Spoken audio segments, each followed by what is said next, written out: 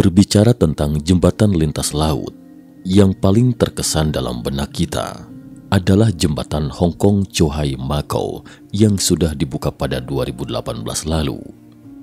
Jembatan ini juga merupakan jembatan penyeberangan laut terpanjang di dunia sejauh ini dengan total panjang 55 km. Ternyata selain jembatan Hong Kong Zhuhai Macau, ada satu lagi jembatan penyeberangan laut di dunia yang panjangnya 40 km. Jalur tanah tersebut dulunya diyakini sebagai formasi alami. Namun gambar yang diambil satelit NASA menunjukkan formasi tanah merupakan jembatan panjang yang rusak di bawah permukaan laut. Salam sehat sejahtera, jumpa lagi di channel Mata Ketiga. Hari ini mari kita telusuri bersama kisah di balik jembatan Adam atau jembatan Rama. Jembatan Rama prasejarah. Sebelum berbicara tentang jembatan ini, kita harus terlebih dahulu berbicara tentang legendanya, yaitu tentang Ramayana dan Mahabharata yang dikenal sebagai dua epos India kuno. Dalam epos Ramayana, diceritakan tentang kisah Rama dan Sita atau Sinta, inkarnasi dari Laksmini yang merupakan istri Dewa Wisnu. Selain itu, diceritakan pula kepahlawanan Rama dan perjalanannya mengalahkan raksasa Rahwana. Kisah ini dikatakan terkait dengan jembatan Rama. Menurut legenda, Sri Rama dari kerajaan Ayutthaya mahir dalam seni bela diri dan ahli memanah. Sedangkan Sinta adalah seorang putri raja yang cantik jelita. Suatu hari, putri Sinta diculik oleh Rahwana sang raja iblis. Rahwana digambarkan memiliki 10 kepala dan 20 lengan. Di dalam cerita Ramayana, disebutkan Sri Rama hendak menyelamatkan istrinya Dewi Sinta yang diculik oleh Rahwana dan dibawa ke negeri Alengka. Saat Rama dan adiknya Lasmana beserta para tentaranya bersiap-siap menuju Alengka, mereka berhenti karena terhalang oleh luasnya laut yang membentang di depan. Singkat cerita, Sri Rama memohon bantuan dari Dewa Baruna. Selama 3 hari Rama berdoa namun tidak mendapat jawaban. Akhirnya kesabarannya habis. Kemudian ia mengambil busur dan panah gaibnya untuk mengeringkan lautan. Melihat itu, Dewa Baruna pun segera datang menemui Rama dan menyarankan agar para wanara membuat jembatan besar tanpa perlu mengeringkan lautan. Nila pun ditunjuk sebagai arsitek jembatan tersebut. Dibantu Panglima Kera Hanuman dan jutaan pasukan kera dari Raja Sugriwa, Sri Rama menguruk atau menimbun lautan dengan batu apung dan membangun jembatan selama bertahun-tahun. Jembatan ini dibangun dengan menggunakan batu apung dan pasir. Namun para dewa mengatakan di kemudian hari, batuan tersebut akan menancap ke dasar laut, yang akhirnya menciptakan rangkaian batu karang. Setelah bekerja dengan giat, jembatan tersebut akhirnya selesai dalam waktu relatif singkat dan diberi nama Jembatan Rama. Kemudian berkat jembatan inilah, pasukan Rama akhirnya berhasil menyeberang dan menaklukkan kerajaan Alengka, serta merebut Dewi Sinta dari Rahwana. Selama ribuan tahun, jembatan Rama menjadi mitos yang diturunkan dari generasi ke generasi. Tidak ada yang pernah mengajukan keberatan, dan tidak ada yang mencoba membuktikan fakta kebenarannya. Namun pada tahun 2002, setelah NASA merilis citra tersebut, semuanya tiba-tiba mengalami titik balik yang drastis karena salah satu ujung dari gundukan pasir dasar laut pada gambar tersebut terhubung ke Sri Lanka dan ujung lainnya terhubung ke daratan India, sehingga banyak orang mengatakan bahwa itu adalah jembatan Rama yang legendaris. Mungkinkah legenda itu nyata adanya? Hingga tahun 2005, pemerintah India mengumumkan proyek kanal pelayaran Setu Samudram. Tujuan awal dari proyek ini adalah untuk menghubungkan Selat Park antara Sri Lanka dan India, meningkatkan efisiensi perdagangan regional.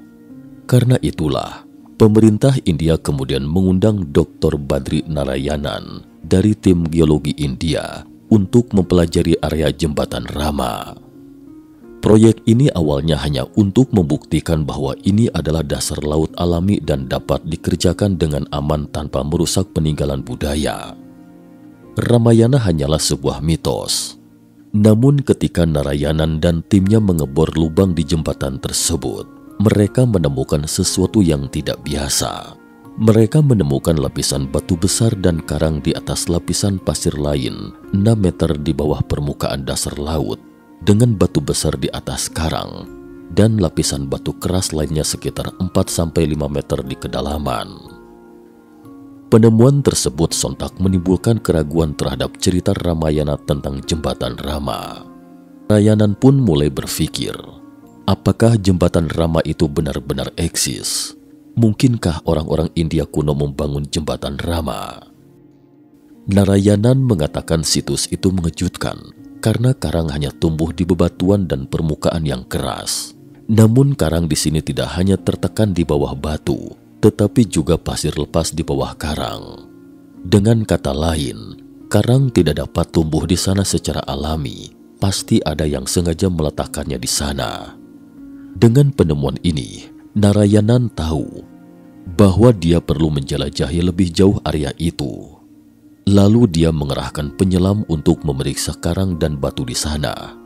Ternyata ditemukan ada beberapa bongkahan batu yang tertata rapi, berbentuk tanggul di bawah pasir lepas saat air surut. Jelas ada yang mengangkut batu-batu besar ini ke sini dan membangunnya sebagai tanggul atau tiang jembatan, kata Narayanan.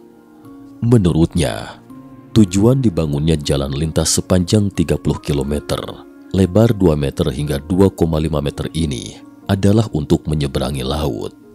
Apa yang dikatakannya membuat banyak umat Hindu sangat gembira, karena akhirnya dipastikan bahwa jembatan Rama itu nyata adanya dan buatan manusia, sehingga para pemeluk agama Hindu menganggap jembatan Rama itu sebagai tempat suci. Para ilmuwan juga silih berganti datang ke sana untuk menyelidiki setelah mendengarnya.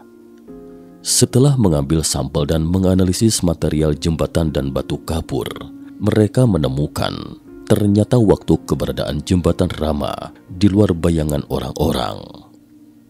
Pada awalnya, beberapa ilmuwan percaya bahwa jembatan Rama dibangun sekitar 2000 hingga 3000 tahun silam, tetapi data pengambilan sampel menunjukkan bahwa jembatan Rama mungkin sudah ada selama 1,7 juta tahun. Ini benar-benar menakjubkan dan sulit dipercaya. Mungkinkah sudah ada manusia lebih dari 1 juta tahun yang lalu dan memiliki teknologi yang sangat hebat? Beberapa ilmuwan pun dibuat bingung dan ragu karenanya. Pasalnya, siapa yang sanggup membangun jembatan melintasi laut di masa purba? Namun jika kita telusuri lebih jauh epos Ramayana, sebenarnya mencakup gambaran rinci tentang pembangunan jembatan Rama yang isinya tertulis seperti berikut. Bahwa ketika tentara Rama mencapai samudera yang terletak di Pulau Sri Lanka, pasukan Kera membangun jembatan terapung di seberang laut dengan menuliskan Rama di atas batu dan melemparkannya ke air. Menurut legenda, batu-batu itu tidak tenggelam karena nama Rama tertulis di atasnya. Tentara Rama kemudian menggunakan jembatan untuk menyeberangi laut menuju Sri Lanka.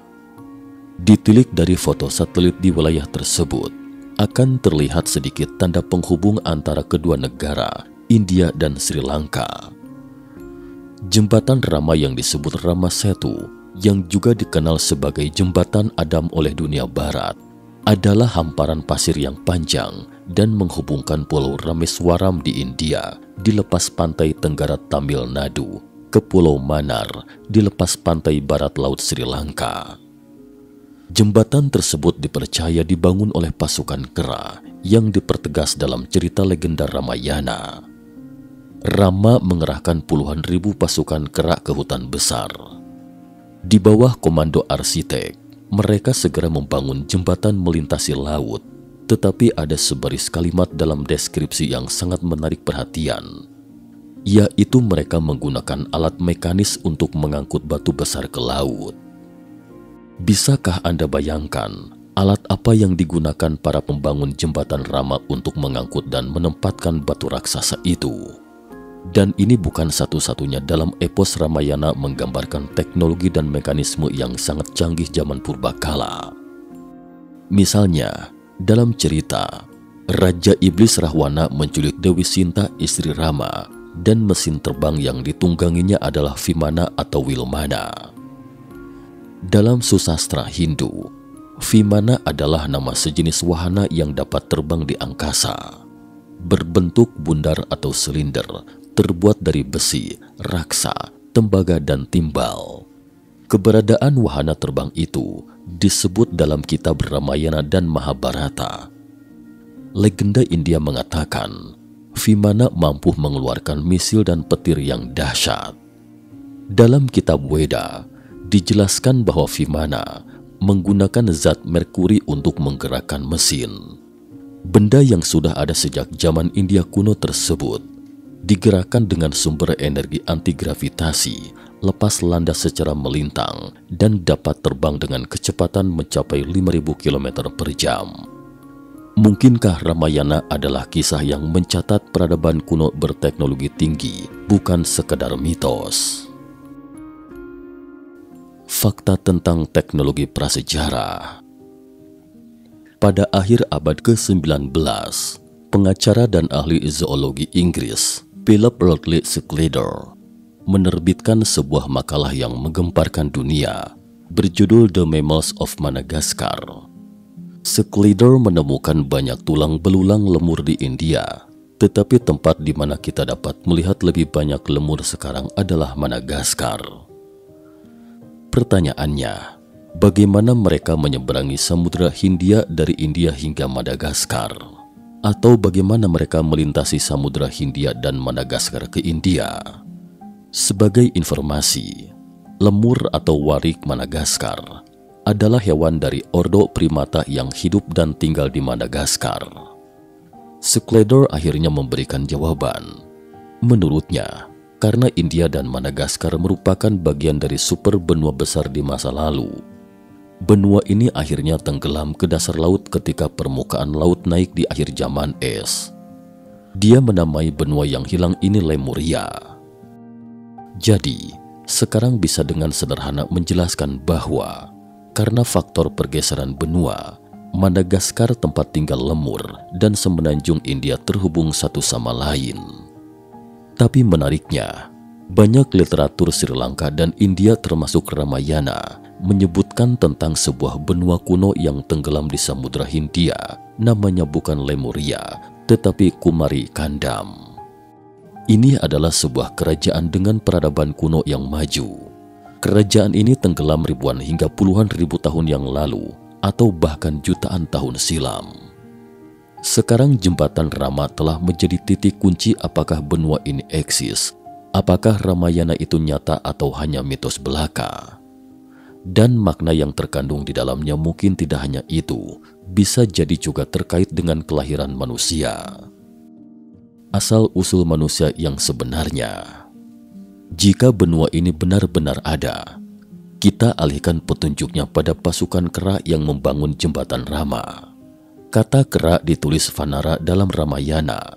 Di era modern juga diterjemahkan ke dalam arti monyet dalam bahasa Hindi.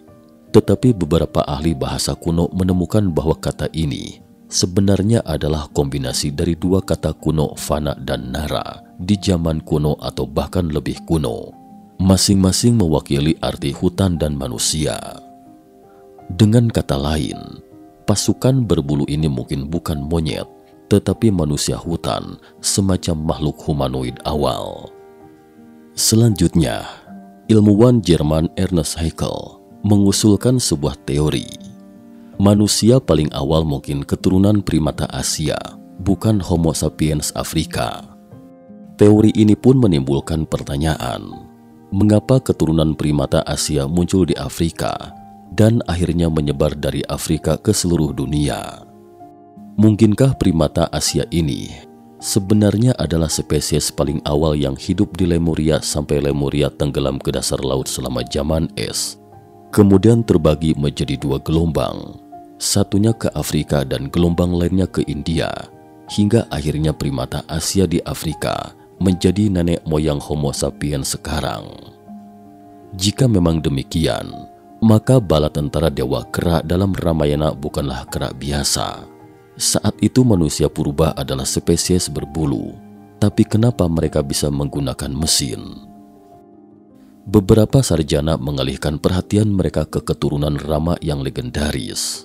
Mungkin ada sekelompok Rama berkulit biru di bumi puluhan juta tahun yang lalu, dan mereka mengembangkan teknologi mereka sendiri di daratan Kumari Kandam, kemudian mengajarkan tata cara penggunaan mesin kepada manusia hutan, hingga tenggelamnya daratan ini menyebabkan keturunan Rama meninggalkan tempat itu. Tentu saja, ini hanya dugaan. Jika jembatan Rama dapat membuktikan keberadaan Kumari Kandam, maka sejarah kelahiran manusia mungkin akan ditulis ulang. Dan pada saat yang sama, teknologi peradaban purba yang dideskripsikan dalam Ramayana mungkin memang eksis adanya.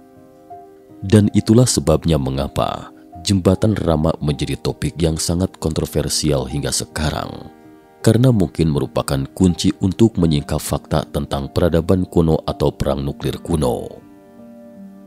Pada 2017, Science Channel merilis film dokumenter tentang jembatan Rama berjudul Ancient Land Bridge. Film dokumenter ini menyajikan hasil penelitian yang dilakukan oleh para ilmuwan dari 4 universitas Amerika. Mereka menggunakan citra satelit dan sampel geologi yang ditemukan sebelumnya untuk meneliti jembatan Rama. Meski gundukan pasir lokal itu alami, namun benda-benda di atasnya tidak terbentuk secara alami. Batuan itu sudah ada sebelum munculnya pasir, jadi pasti ada banyak cerita di baliknya. Hasil penelitian ini juga menyiratkan bahwa struktur pada citra satelit itu tidak terbentuk secara alami, tapi buatan manusia. Untuk melindungi jembatan Rama dari kerusakan, pemerintah India mengumumkan akan secara resmi mengeksplorasi dan meneliti lebih lanjut jembatan Rama pada Maret 2021. Proyek ini akan memakan waktu setidaknya 3 tahun untuk menyelesaikannya. Pertama adalah eksplorasi geologi dan meneliti struktur bawah tanah.